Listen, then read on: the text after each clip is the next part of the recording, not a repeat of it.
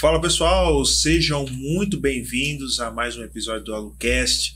É um prazer estar aqui mais uma vez com vocês e hoje, assim como das outras vezes, nós temos convidados muito especial para poder compartilhar conteúdo cada vez mais relevante para vocês. Não sei se vocês já assistiram os episódios passados, mas eu convido vocês a dar uma visitada lá no nosso canal do YouTube, dar uma listada ali para vocês já olharem os outros episódios que a gente conversou. Afinal, nós conversamos com inúmeras pessoas de inúmeros setores, justamente para poder trazer cada vez mais ideias, insights, dicas, direcionamento para você que nos assistem, tanto no seu negócio, na sua vida pessoal e até mesmo, por que não, na sua vida espiritual.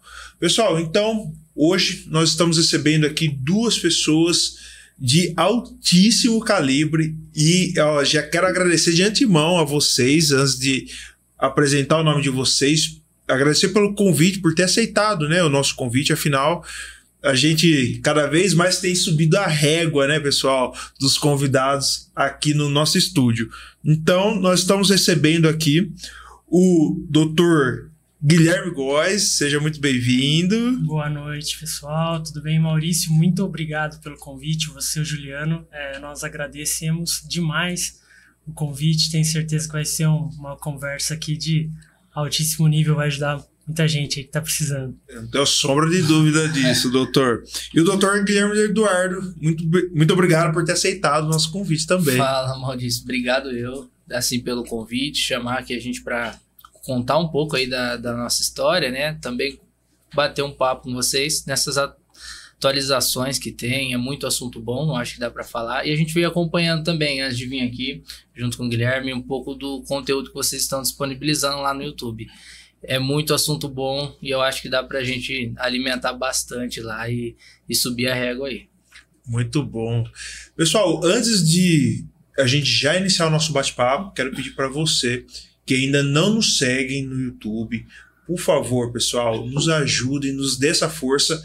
Afinal, a gente está aqui dispondo do nosso tempo para entregar o nosso melhor para você, para de alguma forma poder mudar a sua vida, e você pode contribuir, se inscrever no nosso canal, e se esse conteúdo for relevante para você, ou você sabe alguém que vai gostar muito desse conteúdo, compartilha. Afinal, tenho certeza que você também pode fazer a diferença na vida das pessoas.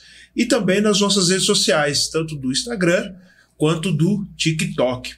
E lembrando, pessoal, também estamos no Spotify. Se de repente você está aí no seu carro, num treino, põe lá, nos segue lá no Spotify e acompanha o nosso conteúdo. Pessoal, vamos lá então.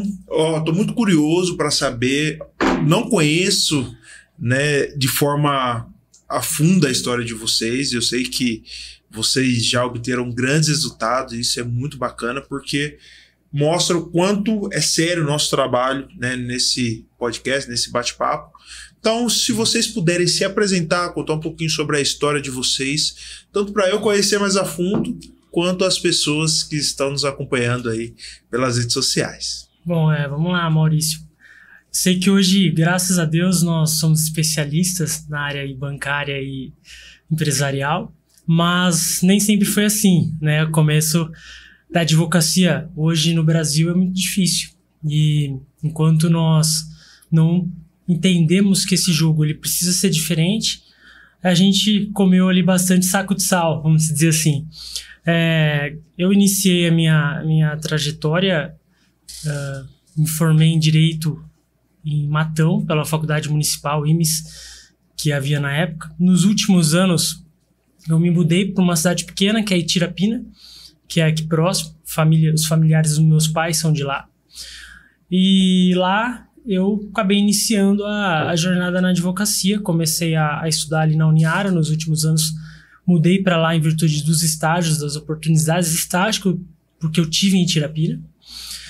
E terminando ali, já iniciei fazendo aquela advocacia, primeiro trabalhando. Hoje, naquela época a gente trabalhava até de graça, né? Para pegar um conteúdo legal com outros advogados. Hoje em dia, acho que o pessoal já não é mais tão assim. Mas você sabe que esse é um assunto, até desculpa te cortar, mas as pessoas hoje, elas são exigentes demais, ao meu ver, tá? E deixam o mais precioso, principalmente nessa primeira fase, né, da trajetória profissional, passar, as oportunidades passarem, porque elas querem subir a régua num nível que elas ainda não têm lastro, conhecimento suficiente para gerar valor para a empresa ou para o escritório.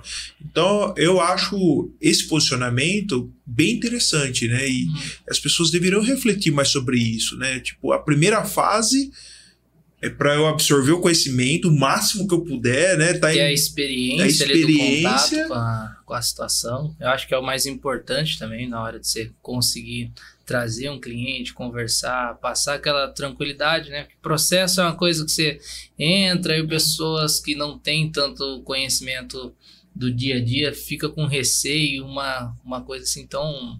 que você precisa saber levar essas pessoas, né?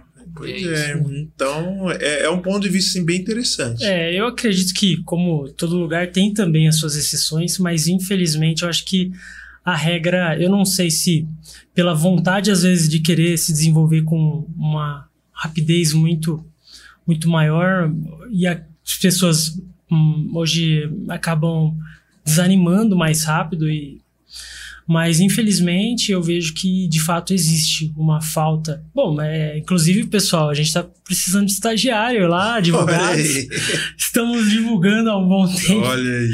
E é difícil a gente encontrar hoje no mercado pessoas que têm interesse, e é o que eu te falei, na minha época, quando eu iniciei como advogado, trabalhando de graça, trabalhando em troca de fato pelo conhecimento. Hoje acho que é impossível, né? Mas eu iniciei dessa forma. Depois acabei ingressando também num sindicato, que presto assessoria jurídica para esse sindicato até hoje, de forma trabalhista, de outras formas, como assessoria, como até algumas prevenções, e abri o meu escritório ali, aquele escritório tradicional de porta, né? De porta para a rua, e esperando clientes. E aí o Carlos, abri junto com o meu primo, que é o Pedro. O Carlos, ele chegou um pouco depois, e eram nós três ali no início, né? Iniciamos bem pequenininhos. E ali mesmo em Tirapina, a gente começou a perceber, logo inclusive depois da pandemia, que o mercado digital, ele virou um mercado muito forte. Isso, para quem é pequeno e está ali, acabou elevando a nossa possibilidade de conhecer novos horizontes. E aí a gente começou a enxergar na advocacia uma outra oportunidade também de se desenvolver de forma digital. Hoje a gente trabalha muito com... Acho que a maioria dos nossos clientes hoje não são da nossa cidade, são de fora, são de São Paulo, são de outros estados, porque com o advento aí do digital a gente conseguiu abrir fronteiras, né? Começamos a entender que a advocacia ela também precisa ser empreendedora. Não adianta eu ficar sentado esperando um cliente na porta, fazer o cafezinho, fazer a digitalização dos documentos, ser o advogado depois de pôr a gravata, peticionar, porque não tem como dirigir o avião e servir ao mesmo tempo. Então a gente começou a entender que precisa de uma gestão, como todas as empresas precisam. E é a partir de então que a gente começou a se desenvolver, entender o escritório como de fato como uma gestão. Tem um setor, hoje nós temos no nosso escritório um setor específico de documentação, um setor financeiro, um setor operacional, um setor comercial. E a gente tem pessoas que fazem a função especificamente, né? Então, dessa forma que nós conseguimos construir hoje um escritório muito mais sólido, né? Então, foi mais ou menos dessa forma, né, cara? Bacana. Essa foi a linha aí que a gente seguiu uns anos pra cá, né? Agora, um pouco diferente do Guilherme, eu já sou um pouco mais recente, né? Eu acabei me formando em Direito ano passado, Minha OAB agora eu consegui passar e é um pouco mais recente que a do Guilherme, que a do Pedro. Só que o que é um pouco mais engraçado, né, de tudo isso é que eu, sendo um estagiário ali dentro do escritório, eu consegui, junto com eles, acho que foi 2021 ali, estava bem no começo da minha faculdade, e por ter amizade com o Pedro, com o Guilherme, em outras coisas, outros aspectos da vida aí, eu comecei a trabalhar com eles. Inicialmente era estagiário, a gente começou com o escritório um volume incomparável com o que tem hoje ali em questão de cliente, de tarefas e tudo mais, e a gente começou a explorar esse lado do digital. E ali eu acho que também ajudou bastante. O Guilherme tinha um perfil um pouco mais de experiência e era mais consolidado em operação, em trazer segurança jurídica na hora de elaborar peça, prazo, que é o que é necessário hoje e principal para um escritório de advocacia, né? O Pedro ali se deslocou para fazer uma gestão do escritório como negócio, e eu consegui muito bem me desenvolver no comercial. Acho que também meus pais, família sempre ter comércio, isso ajudou, comunicação. E é o que o Guilherme sempre falou, a gente teve muitos clientes que veio disso aqui hoje, que é o digital, de poder se conectar, se conversar com as pessoas que a gente nunca viu. E isso foi uma facilidade grande, né? Porque não era atender uma pessoa na frente, assim, não tinha aquela pressão da pessoa ver e falar, pô, você é um menino. E aí isso acabou se posicionando, trazendo uma possibilidade de se posicionar frente a essas pessoas que desde o meu primeiro, segundo ano de faculdade, muitas vezes me chamava de doutor pelo digital. E aí a gente sempre acolhendo, trazendo um posicionamento jurídico que, junto com o escritório ali, Pedro, Guilherme, com mais de 10 anos de OAB, já era concreto, foi crescendo. Aí a gente começou a captar muitos clientes e hoje a gente tem já uma estrutura boa. Uma coisa eu acho que era a nossa meta, o nosso objetivo e sonho é o mínimo do mês de captação, de fechamento de contrato, e isso deu ali para se desenvolver. E aí hoje, como a gente já tem esses números, a corrida ficou um pouco mais fácil, mesmo sendo muito difícil, né? Porque vai aumentando a quantidade de colaboradores que vai chegando, a meta sempre vai renovando, só que a gente é uma coisa que a gente já sabe que do início do mês até o final que a gente tem que correr atrás. Muito bom. E dentro desse tempo, eu comecei a me apegar bastante, que aí já é onde a gente começa a trazer mais novos braços dentro do escritório, que é para aprimorar novos serviços, agregar, porque está crescendo a nossa base, né? Aí você vê que vai chegando as pessoas com necessidade. A gente começou um pouco mais hoje, eu acho, já desenvolvendo com mais prática que as nossas especialidades, de trazer uma consultoria jurídica. E aí eu já peguei esse avanço nos bastidores, né? Muito bom. Foi muito bom. Deu uma diferença muito grande. Aí você não tem a dúvida. Eu vou aproveitar esse gancho e perguntar para vocês assim. A gente sabe que no direito tem diversas vertentes e dentro dessas vertentes tem outras diversas vertentes, né? Então, o porquê do direito empresarial e o porquê do direito bancário? Isso, bancário. Por que vocês escolheram, né, seguir essas duas vertentes? Eu acho que inclusive como a família do Carlos, ele veio de uma, vai poder falar melhor, mas veio de uma família que é empresária, né? E a minha família sempre foi uma família que se viu, aí iniciou no ramo empresarial. Meu avô, ele tinha aqui em São Carlos, era o João Derich, tinha uma empresa de terraplanagem. Graças a Deus, na minha infância, apesar do meu pai ser CLT e trabalhar muito metalúrgico, e a minha mãe dona de casa, mas os meus avós sempre tiveram enormes condições financeiras.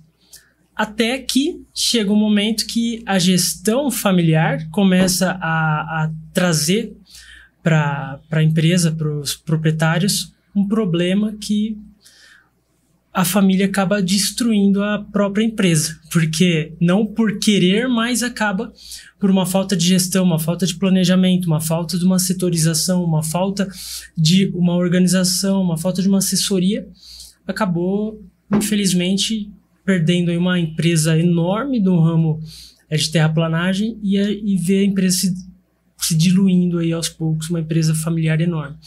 E aí depois, meu pai também, no início, eu acredito que foi minha primeira ação bancária, foi do meu pai, porque na empresa ele ficou, a empresa que ele trabalhava de implementos agrícolas, uma empresa super sólida, passou por uma dificuldade financeira e ele ficou por mais 6 meses sem receber salário. E aí, como qualquer brasileiro que não tem um planejamento, acabou se entrando em algumas dívidas. E aí eu me vi na oportunidade de iniciar e ajudando os meus pais, ajudando esses novos empresários a conseguir sair das dívidas. Então eu iniciei uma redução de dívida para o meu pai, na época era em face da Caixa Econômica, e ele tinha uma dívida de mais de 6 dígitos, e a gente fechou um acordo excepcional, com 80% de redução. Então eu me vi ali naquela oportunidade de iniciar um novo negócio, ajudar essas pessoas, e aí, talvez até pela questão familiar que eu tive, de poder ajudar esses novos empresários. Interessante, muito bom. Eu acho, aproveitando o gancho um pouco de falar disso, de gestão, de empresas, eu sempre gostei muito, porque eu sou uma pessoa que gosta de conversar, gosta de conhecer sempre e atualizar, às vezes, um pouco mais. Eu acho, sempre falei para o Guilherme, prefiro uma porcentagem de esperança do que um conforto daquela determinada coisa, porque é melhor, você tem uma autoestima melhor para começar o mês, a semana, o dia, e hoje você vai, depois de um tempo, percebendo que tem certas atividades que são meio que consolidadas. Se tiver uma gestão boa por trás daquilo, consequentemente você tem estabilidade, você tem tudo mais, né, envolvido. Porém, tudo você precisa ter uma gestão, um planejamento. E se apegando um pouco nisso, a gente vê que muitas coisas hoje que foram executadas um planejamento, que foram que aquelas pessoas que aprenderam a poupar, né, o hoje, pensando no amanhã, pensando no futuro, muitas vezes essas pessoas estão em uma vida melhor do que aquelas que sempre teve a sua estabilidade, um eventual seu concurso público, que tem aquele salário bom, porque eu acho que o conforto acaba trazendo um problema muito ruim para quem se apega muito nele. Então eu acho muito válido você sempre ter aquela dor de cabeça, ter que aprender uma coisa nova, trazer uma coisa nova para poder agregar ali. E isso é o que me traz e me mantém muito perto dessa questão de empresa, de risco, porque eu acho que o risco ele existe, só que chega um momento que o risco é você ficar parado.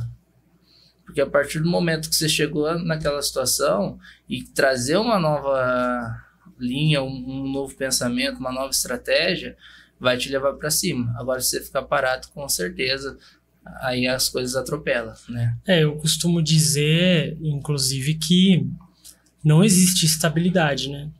Na nossa vida já não existe, você imagina até numa pessoa que é concursada. A vida hoje, ela é cheia de altos e baixos. Um dia você pode ser preso, outro dia você pode ser presidente da República. Então, não existe estabilidade, né?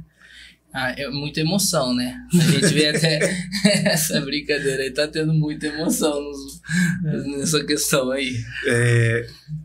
Trazendo assim um pouco para a realidade das pessoas que nos assistem e até mesmo pensando em como tangibilizar tudo isso, né? Como conseguir colocar em prática. Hoje, ter uma assessoria jurídica, ter um advogado, serve para todos os níveis de empresário ou a partir de alguma faixa, alguma coisa assim de faturamento? O que vocês aconselhariam para as pessoas que eventualmente já pensam, né, em montar um negócio, ou até as que já são maiores, enfim, porque trazendo, né, para um contexto, à medida que você cresce, consequentemente, as complexidades também crescem e os problemas também crescem, né? Então, tudo é proporcional. Então, seria interessante uma assessoria jurídica ou um advogado, principalmente especialista, né, como vocês na área empresarial, desde o início, mas em contrapartida, seria financeiramente viável? Eu costumo dizer que hoje o empresário que não possui uma assessoria jurídica, ou ele vai fracassar, ou ele está fardado a eventualmente vir a fracassar bem recentemente. Porque a carga tributária no país é alta, a nossa CLT é uma CLT de 1.900 e bolinha, e aí tudo isso acaba atrapalhando. O empresário, ele paga um imposto muito mais alto. Então, o que nós procuramos fazer, geralmente, é vir a trazer essa possibilidade do empresário se livrar de uma eventual ação trabalhista, se livrar de uma eventual carga tributária, se livrar de um eventual problema na área civil, qualquer que seja, bem como, inclusive, se eles, por algum motivo, vir a se endividar, a gente conseguir trazer ele numa reestruturação financeira e trazer para ele possibilidades que façam com que ele consiga quitar essas dívidas, ter um respiro financeiro, ter uma possibilidade real de ter uma tranquilidade para poder vir a trabalhar. Porque hoje, infelizmente, se o empresário ele não tem a tranquilidade para pensar no negócio dele, infelizmente ele não vai conseguir se desenvolver e a empresa vai vir a cair. Mas, só complementando até a sua resposta, eu acredito que sim, que a assessoria jurídica ela deve sim vir a todos os momentos. Óbvio que o empresário, se ele começou, ele ainda é um empresário pequeno, ele não precisa ter ali, mas ele tem que ter na cabeça dele até onde ele quer chegar, entendeu? Eu ainda sou pequeno hoje, eu ainda, infelizmente, dirijo o avião e sirvo o cafezinho, mas eu quero estar naquele nível. E para eu chegar naquele nível, alguns fatores precisam ser desenvolvidos. Eu acho que isso é uma das coisas que a gente tem que trazer como premissa. E também, quando vai nivelar a faixa etária de empresas, questões de renda mensal, o que tem de fluxo de giro dentro de uma empresa hoje, também você vai nivelar aquela determinada solução que o empresário precisa. Então, a gente pode ver hoje que existem pequenas empresas que, às vezes, aquela pessoa vai falar, mas eu não tenho tanta necessidade de ter um advogado, eu acho que isso é um custo. Porque essas pequenas empresas olham até para o contador ali já como uma despesa e não como um investimento ali, né? Só que, a partir do momento que essa pessoa ela fecha esse pensamento, né? Eu acho que aí começa um erro, porque ele sempre tem que ter a cabeça aberta, porque um dia ele pode precisar. E aí, se ele não traz essa linha de pensamento, de ter uma exploração de um serviço desse, ou no momento, ou se planejar para o futuro, o pequeno empresário ele é o mais fragilizado se ele for atacado, porque um processo trabalhista, alguma coisa, um acidente, uma responsabilização cível decaindo sobre o CNPJ, uma MEI, pode acarretar o fechamento da empresa. Aí essa pessoa vai ter que começar a depender de um terceiro nome, ou às vezes uma esposa, que a gente vê muito no dia a dia hoje. Então, assim, eu acho que pelo menos o leque aberto para ter o acesso à informação precisa. E aí, quanto mais vai subindo, né, o nível de empresa, entra naquele quadro de funcionário que já tem uma empresa diferenciada ali, né, tem uma atuação de mercado já mais impactante do pequeno empresário, ali já começa a fazer um pouco de sentido. Uma empresa hoje que a gente percebe na faixa de 15 a 20, 30 funcionários, geralmente 1 ou 2 processos trabalhistas no ano essa empresa vai ter. Então, já é válido você ter uma conversa, um diálogo com uma assessoria jurídica, para que você faça como se fosse um 13º do funcionário ali, uma determinada verba para esses passivos trabalhistas. Por quê? Essas empresas, quando você vai fazer um planejamento para ela ser mais sólida, nesse planejamento você já tem que ter a sua reserva de imposto, que a carga é alta, você tem que ter as suas despesas fixas e você tem que ter uma reserva, eventualmente, para um passivo trabalhista. Por quê? Se você não tiver isso, o processo ele vem um bloqueio de conta, chega o momento que um oficial vem na sua porta, e aí, você vai fechar a sua empresa? Você vai parar toda a sua atividade ali? E aí que é que muita gente acaba se complicando, porque chega uma surpresa, ele está despreparado, e aí o que acontece? Ele corre num advogado qualquer, ou pode ser que busque um especialista se fosse o mais adequado, e acaba indo no processo trabalhista de qualquer forma, fazendo um acordo, aí ele acha que aquilo é a artéria dele, que ele tem que pagar aquele acordo.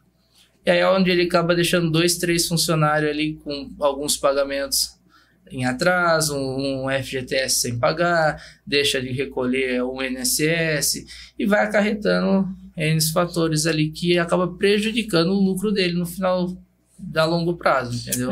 Só para você ter uma base a fim de exemplo, um empresário do agronegócio, por exemplo, que ele vem de uma agricultura familiar, ele tem aquela propriedade, ele nunca teve aquela sabedoria dos cálculos e tudo mais, mas ele tem aquela sabedoria da terra. Ele tem grandes possibilidades ali de financiamentos a valores muito baixos de juros no nosso país, né? Os juros para um agricultor, hoje ele não pode passar de 12% ao ano. Tá? Então, ele tem ali contratos milionários para conseguir um juros baixo. Só que a empresa dele é a céu aberto, porque a lavoura dele, a safra dele, ele tá ali exposta a qualquer problema. A uma praga, a uma enchente, desde um problema realmente de plantio, de ter uma carga menor do que ele imaginava receber, e nesse ponto acaba que esse agricultor começa a se endividar. Qual é a primeira coisa que ele faz? É ir lá no banco. Quando ele chega no banco, a primeira coisa que o gerente fala, não, vem aqui, seu Antônio, eu vou te ajudar. E aí ele coloca um contrato que ele tinha um fim social, que é o contrato para agricultor com juros, fala, eu vou te dar uma isenção de 6 meses, 1 ano, mas o senhor assina esse outro contrato. Aí nesse outro contrato ele embute uns juros que já sai do fator social. Eles já viram juros muito excedente. E no desespero, sem conhecer juridicamente, ele vai lá e assina. Por quê? Porque o objetivo dele é pagar, ele quer pagar. E essas pessoas que vêm do agro, vêm da agricultura, eles têm muito essa questão de honra de falar, não, eu estou devendo, eu vou pagar. Ótimo, perfeito, só que ele teria que pagar dentro de uma estratégia. Se ele tem uma advocacia especializada, hoje no agronegócio você pode ingressar com ação judicial ou inclusive até administrativos pedidos para prorrogação de prazo por tempo indeterminado. Se faz um laudo técnico, informa o que vem acontecendo, olha, eu iria pagar, estava dentro do meu planejamento, mas infelizmente a crise econômica me taxou em 50%, eu não consigo pagar. E aí se estende o prazo para que ele consiga pagar em até 20 anos, ou por tempo indeterminado. Então é por isso que uma assessoria ali vai livrar ele de vários labirintos aí. Muito interessante. Até a gente teve eu acho que faz mais ou menos uns 8 meses que a gente finalizou um acordo de uma cliente que por conta disso, ela era lá de Minas Gerais, e um banco agressivo, né? Eles tinham lá, era um banco que a gente taxa hoje ali dentro do nosso conhecimento e catálogo de clientes que nós temos no escritório como um agressivo. E numa determinada pressão, era 3 irmãs lá, né? E uma propriedade comum que veio de herança.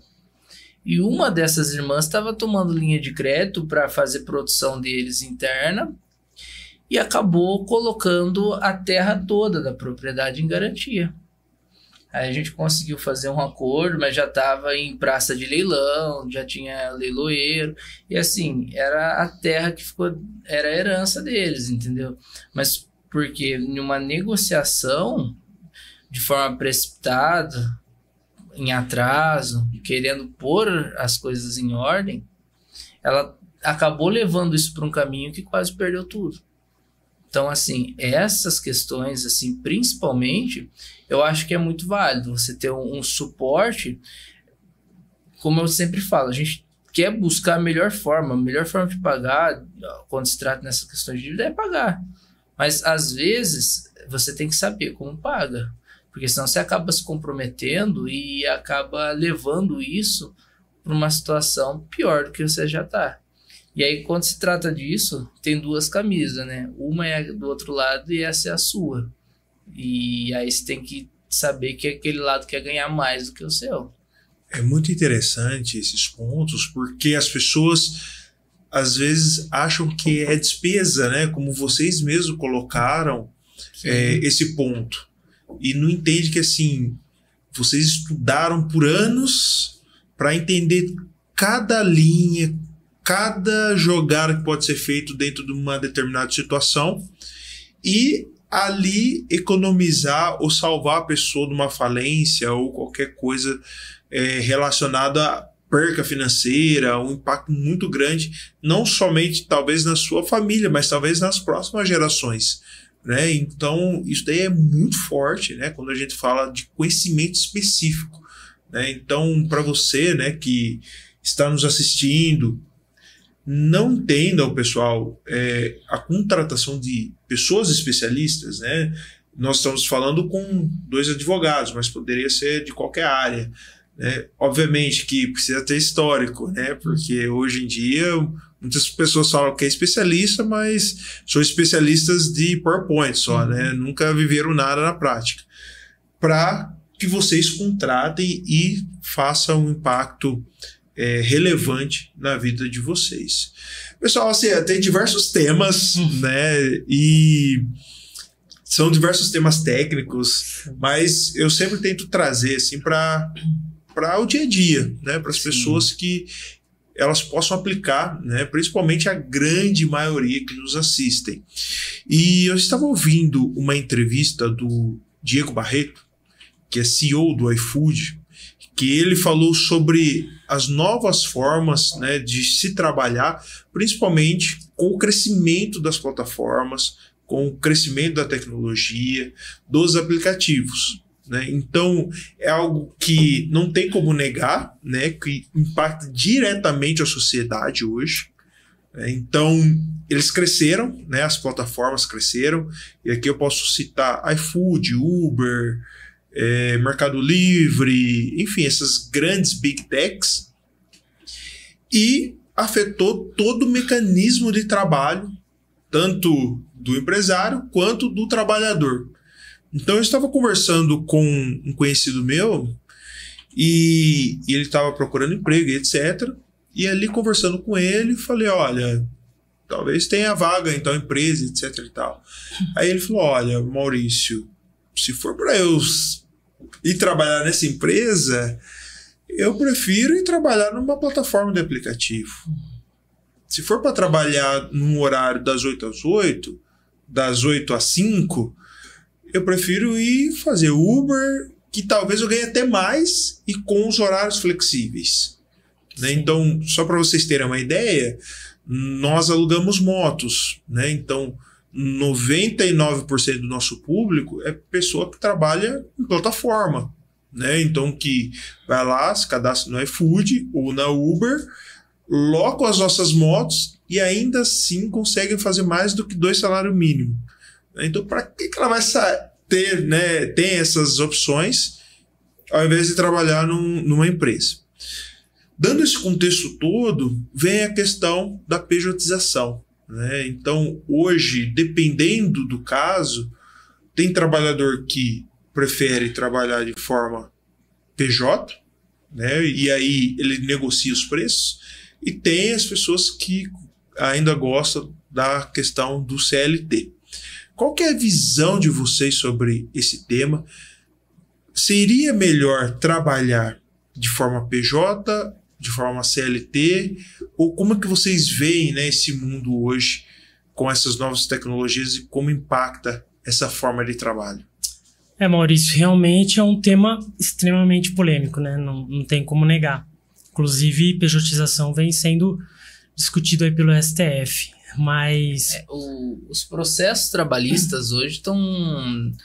você entra com uma ação, uma reclamação trabalhista lá, a primeira audiência, vai marcar a primeira audiência, os juízes estão suspendendo. Não está tendo julgamento referente a esse tema, está tudo suspenso. Exatamente porque é um tema polêmico e ainda não se discute nem qual é a esfera que deve ser julgado, se é a esfera trabalhista ou se é a esfera civil. Então essa discussão ainda está no STF. E aí tem muitos trabalhadores que acabam tendo que esperar esse julgamento, porque os processos estão suspensos, para saber onde que vai ter ação ali. O meu ponto de vista, tá? Eu acredito que hoje, dependendo do empresário, se ele não optar pela pejotização, ele vai ter muitos problemas, porque a carga tributária é alta. Um trabalhador que ele tem direitos trabalhistas, são direitos que são constituídos há muito tempo, que na época da CLT, esses trabalhadores eles não tinham direitos nenhum tipo de direito. E hoje, com a pejotização, não que você reduza os direitos, mas você consegue dar uma tranquilidade financeira maior para a pessoa que está recebendo e também uma diminuição numa carga tributária menor para o empresário. Tá? Então, eu sou adepto, sim, à terceirização. Inclusive, nós prestamos assessoria jurídica para uma empresa, uma pizzaria, que ela já optou pela terceirização dos motoboys. Porque o motoboy hoje é um tema aí muito polêmico, que se ele se machuca, ele está em trabalho, acontece um acidente de trânsito, ou ele vai fazer uma entrega e briga com a pessoa que pediu, a responsabilidade recai toda sobre a empresa. Então, é muito sensível para a empresa ela puxar para ela todas essas responsabilidades. Então, hoje, para o empresário, dependendo o tipo ali que ele vai, da empresa dele em si, a essência, sim, a pejotização é a melhor forma. E não só para ele, como para o trabalhador, que acaba tendo a opção de conseguir vir a receber muito mais, até por questões aí de não ter que ter um FGTS retido, né? Então ele consegue flexibilizar horários e valores. Eu acho que existe aí uma balança que diminui a carga, né, da empresa que está buscando a terceirização e aumenta a receita mensal do prestador de serviço. Aí eu acho que a gente não falou muito, mas vai ter que também ser atribuído mais um aspecto social de educação financeira a essas pessoas. Porque ela vai precisar ter uma educação financeira, que é como o Maurício passou, que existe a perspectiva de ganhar um aumento de salário maior do que aquele CLT, só que em contraprestação não vai ter um 13º, você não vai ter a questão de férias, entendeu? Existe aquela possibilidade, não existe seguro-desemprego. Então, eu acho que é uma evolução que a gente vem tendo numa crescente. Eu acho que é um cenário pós-pandemia, que todo mundo começou a entrar naquela de abrir o seu próprio negócio, o empreendedorismo surgiu ali dentro, né, do subconsciente das pessoas, em acreditar que vai dar certo. Eu acho que muitas pessoas lutaram e passaram por uma fase muito difícil economicamente, que foi essa pandemia, e as pessoas ali estão pegando esse gancho, a onda, e abrindo o seu próprio negócio, fazendo a sua própria receita. Isso é positivo, só que você vai ter que ter uma educação financeira. Entendeu? Por quê? Você não vai ter aqueles direitos trabalhistas que muitas, acho que 70% hoje de quem trabalha é muito apegado, né?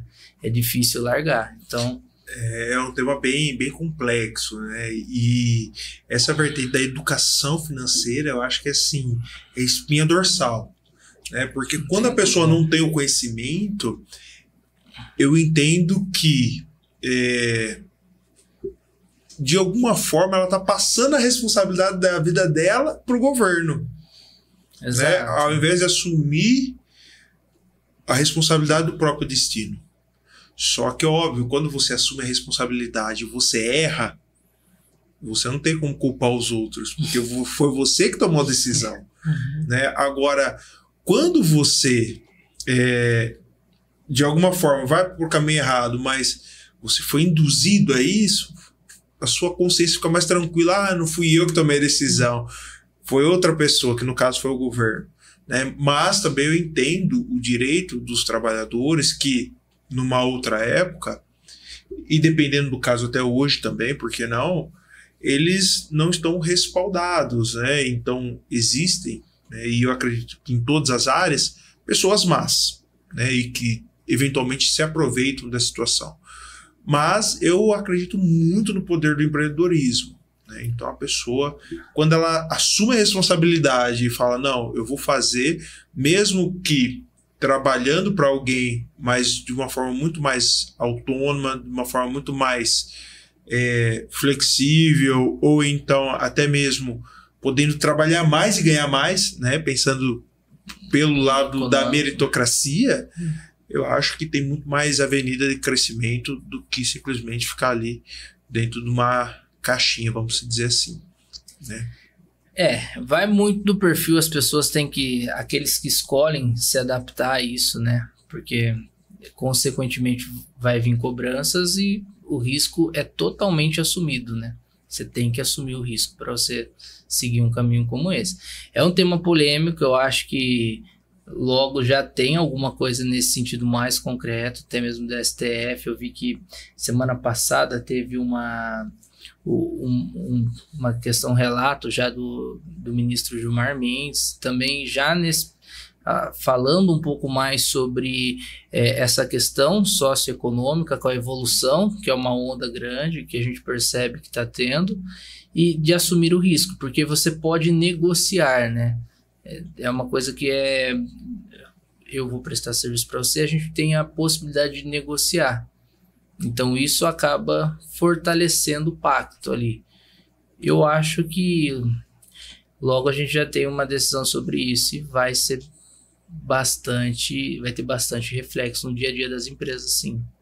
Hoje, para você fazer uma base, ter uma ideia, depois pesquisa, mas o Brasil, mais de 50% da nossa população recebe menos que um salário mínimo hoje. Nós estamos no estado de São Paulo, talvez isso não reflita a realidade do resto do país, mas mais de 50% receberam um salário mínimo. E nesse ano, eu até repostei lá no meu Instagram, depois sigam, Guilherme.de Góes, vocês vão ver lá. O Primo Rico repostou que 30% das pessoas estão endividadas. 30% da população está endividada. Ela tem a dívida e não consegue pagar. Não está só endividada, está endividada não conseguindo pagar. Então, essa é a realidade do nosso país hoje. Se a pessoa ela acredita que só pelo fato de ela ter um trabalho, ela vai ter uma estabilidade, infelizmente isso não é a realidade do nosso país. Pode ser que numa outra época tenha sido. Mas hoje, com os juros e a carga aí dos nossos impostos, não reflete a realidade. Pessoal, até trazendo um pouco assim para minha área e mais por conhecimento mesmo, vocês citaram a questão do motoboy, né? E eu vejo que assim, é uma questão extremamente complexa, né? Porque existe a vulnerabilidade, o risco, né? Ali todos os dias de estar na rua, trabalhando, risco de vida mesmo. E também, em contrapartida, existe a questão da sobrevivência do empresário, né? Que nós estamos falando aqui 95% de micro e pequenos empresários, né, que alocam esse tipo de profissional. Então, como é que vocês veem essa relação da questão da pejotização, da contratação, da plataforma que faz a intermediação de tudo isso? Porque, assim, são discussões gigantescas, né? Porque eu ouço, né, por exemplo, motoboys querem que a plataforma registre eles, né, contrate eles. Mas faz sentido pro lado deles, mas se você olhar pro lado da plataforma, acaba perdendo sentido e inviabilizando o negócio e talvez feche, né, a plataforma e todos eles, né, acabam perdendo ali um meio de adquirir um tipo de renda, né? Então é uma briga assim de foice, né, no bom sentido, né, falando, para achar o equilíbrio, né? Então como é que vocês veem essa questão dos motoboys? Hoje já se discute realmente em relação a profissionais, por exemplo, que Uber, né? A Uber vem respondendo aí a questão relativa a se considerar um vínculo de emprego ou não aquele motorista, porque ele tem a subordinação da Uber, ele recebe o salário que vem do aplicativo, ele tem que ser ele, então é ele que está todo dia lá, é ele que está cadastrado na plataforma, então ele tem requisitos de vínculo de emprego. Mas, como você falou, a gente não pode deixar a essência do que era o aplicativo tomar uma proporção a ponto de vir a quebrar uma tendência, uma possibilidade que vem dando ótimos resultados para trabalhadores que fazem Uber ali, que ganham muitas vezes mais de 3, 4 salários mínimos, tendo uma possibilidade de renda muito maior. Então, isso vai trazer para a gente uma possibilidade de inviabilidade que pode amanhã ou depois atrapalhar não só a empresa, como esses funcionários que hoje trabalham bem. Eu peguei um Uber aí com uma senhora de 75 anos, super disposta a trabalhar dessa forma, e para ela, ótimo, ganha uma boa renda, ajuda a neta dela e tudo mais, e com uma idade aí, e ganhando muito bem. Ela falou, estou muito tranquila aqui, é um trabalho que ainda aqui em São Carlos não é uma cidade tão grande, mas ela consegue desenvolver um valor muito maior do que ela fosse registrada como uma costureira, por exemplo, né? Então, eu acho que esse ponto, realmente, a gente tem que ter essa sensibilidade de falar, pô, o que vai colocar na balança, né? O que vai ajudar mais e o que vai atrapalhar mais? Será que, de fato, esse não reconhecimento de vínculo vai acabar atrapalhando mais do que se o vínculo fosse reconhecido?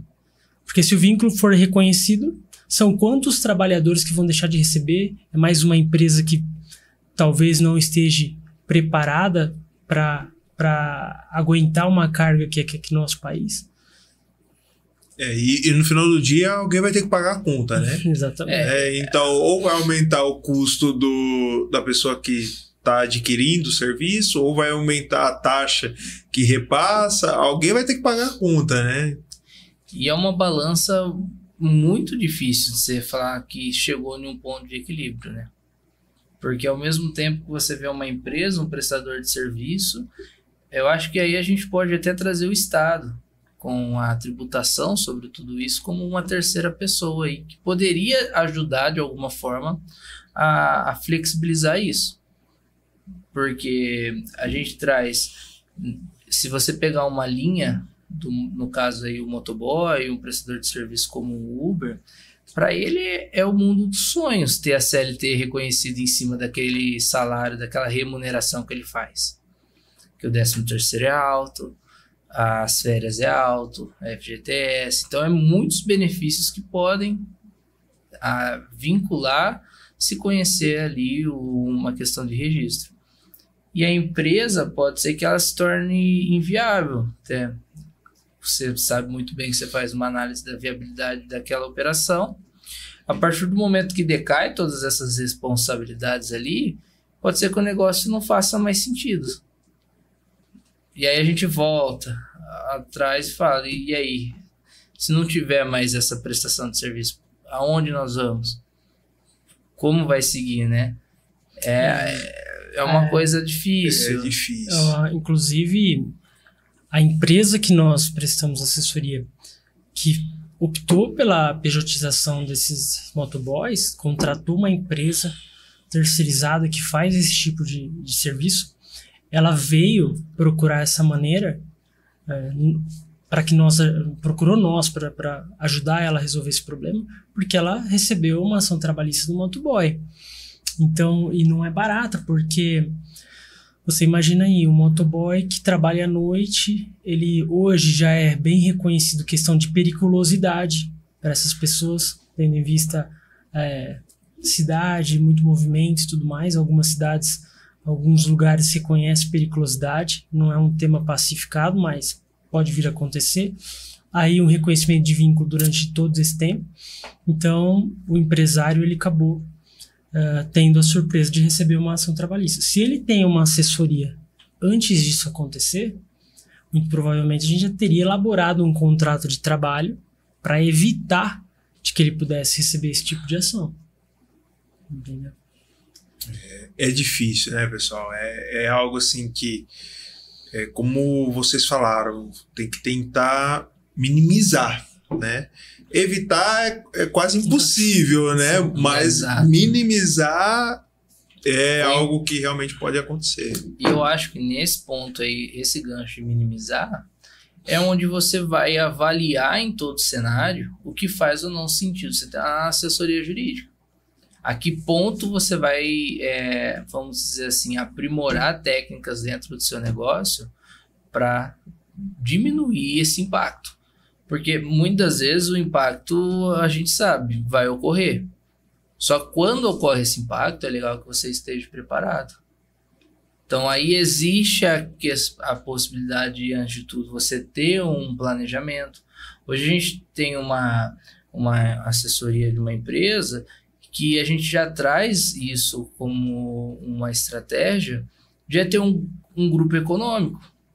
É uma formação de uma só atividade, uma só fachada, 4 CNPJs operando ali. Porque essa pessoa ela já entendeu que o negócio dela faz sentido, gente falando de coisa difícil, mas já entende ali que tem uma rentabilidade, que tem um lucro, que a longo prazo ele pode estourar no mercado regional, até chegando no mercado estadual, com uma margem de lucro boa. E ele já está atribuindo o que dentro disso? Uma estratégia de grupo econômico, porque quando vier a ter um impacto, ele já está um pouco mais tranquilo para amortizar, entendeu? Porque a gente sabe que o crescimento há uma ruptura, né? Alguma reação vai ter e a gente vai da melhor forma possível tendo que solucionar um problema de cada vez. E por outro lado, os bancos que emprestam dinheiro para esses empresários, eles tiveram lucros exorbitantes nesse ano, né? O Itaú, a Nubank, teve lucros bilionários que faz com que a operação de juros dela traga um crescimento exponencial para essas instituições.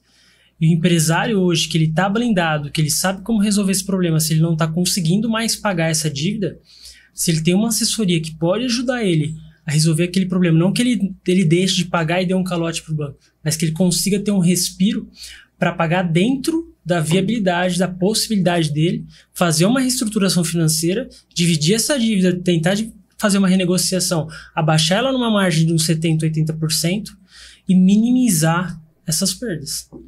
Muito bom. Pessoal, estamos chegando ao final do nosso bate-papo. Parece que assim, eu não falei para vocês. Pessoal, eu avisei eles, tá? Que antes da gente entrar no ar, 1 hora é muito pouco, porque não dá para você conversar quase nada. Mas eu quero fazer a última pergunta, e na verdade nem seria uma pergunta, né? Seria uma pergunta, vai. Pra gente poder seguir aí pros finalmente. Por faixa de tamanho de empresa, né? O que o empresário ele precisa se atentar numa assessoria jurídica? Então assim, eu sou uma MEI, sou só eu. O que eu preciso me atentar quando eu penso em termos jurídicos? Contratei 5 funcionários, o que eu preciso olhar agora?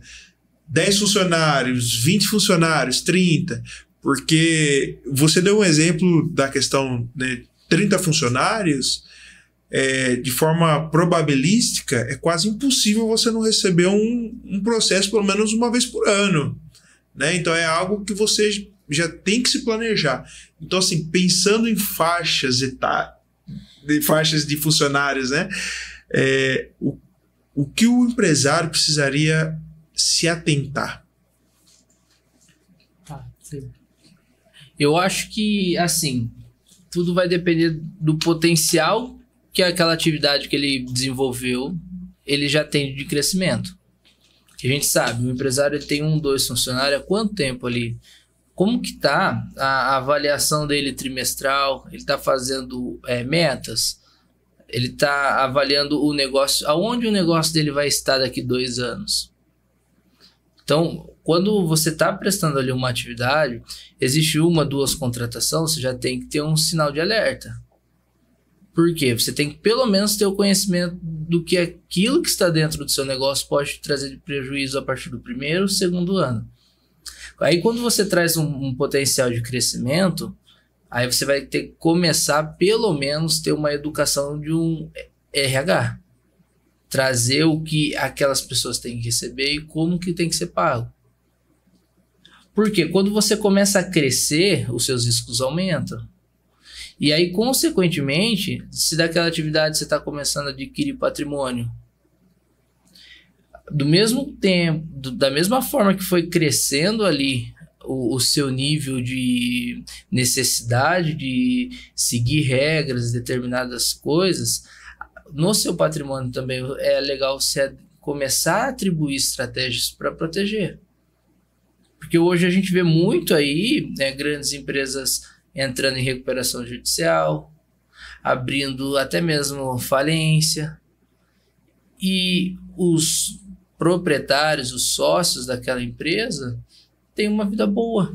Eu já tive cliente que me falou assim, eu tenho 500 mil reais aqui de título de crédito para receber da empresa, eu conheço o fulano que é dono, ele anda de Porsche, e a empresa dele está fechada, está em recuperação judicial. Ele me mandou habilitar lá no crédito. Por quê? Aquela pessoa teve uma estratégia, chegou a partir do momento que você falou assim, não, agora eu estou ganhando dinheiro, eu estou adquirindo patrimônio, você tem que saber separar as coisas. Porque também aquele risco que a gente sabe que pode vir a ocorrer, pode se tornar aí o leão do seu patrimônio, de toda a sua conquista. Então existe a separação e assim, é um planejamento bem amplo. Por isso que é válido você ter ali a comunicação e ter o acesso à informação. Ter o conhecimento, por quê? Vai chegar um determinado momento ali que eu acho muito bacana você fazer 3, 6, 1 ano para você ver como está a sua evolução. E a sua meta daqui 1. Dentro disso você vai começar a ter o acesso da informação do que você precisa se adequar. Eu concordo com o Carlos, e o que eu digo é que o empresário ele tem que ter um feeling de saber que quando ele está crescendo, quando ele está começando a receber um pouco mais de receita, quando ele está iniciando algumas contratações, ele já tem que ligar um sinal de alerta e falar, olha, se eu quero crescer um pouco mais, eu tenho que entender que uma assessoria ela não é um custo, ela é um benefício, que ela vai me evitar inúmeros problemas. Tem empresários que nós fazemos assessoria jurídica que não tinha uma holding patrimonial. Hoje, o empresário que tem uma empresa um pouco maior, ele tem que ter uma holding empresarial para ele poder proteger os patrimônios dele. Como o Carlos falou, a recuperação judicial, muitos empresários, eles acreditam que a recuperação judicial, a empresa dele quebrou, mas na verdade não. A recuperação, inclusive existe um estudo da PUC de Campinas, que 80% das empresas que iniciam uma recuperação judicial, elas saem muito mais forte. Por quê? Porque o objetivo da recuperação judicial não é fechar a empresa, não é não pagar ninguém, é você constituir um desenvolvimento para que você consiga pagar esses credores de forma aos poucos, com planejamento, e aí depois você sair dessa recuperação recuperado de fato e muito mais fortalecido. Muito bom. Nossa, muito interessante. É um tema assim que dá pra gente aprofundar aí longe, né, pessoal? Porque é um tema muito atual, né? Porque o empresário, ele tá ali no dia a dia apagando fogo, né? Correndo atrás de dinheiro, querendo vender, querendo entregar e acaba esquecendo, né, de aspectos como esse, que assim, num piscar de olhos ele pode perder tudo, né? Colocar tudo a perder, todos os anos trabalhando assim muitas horas por dia por conta de falta de conhecimento e principalmente falta de ter uma pessoa do lado que possa falar, olha, vai por aqui, faça isso, faça aquilo, e dessa forma poder estar blindado de todas as formas.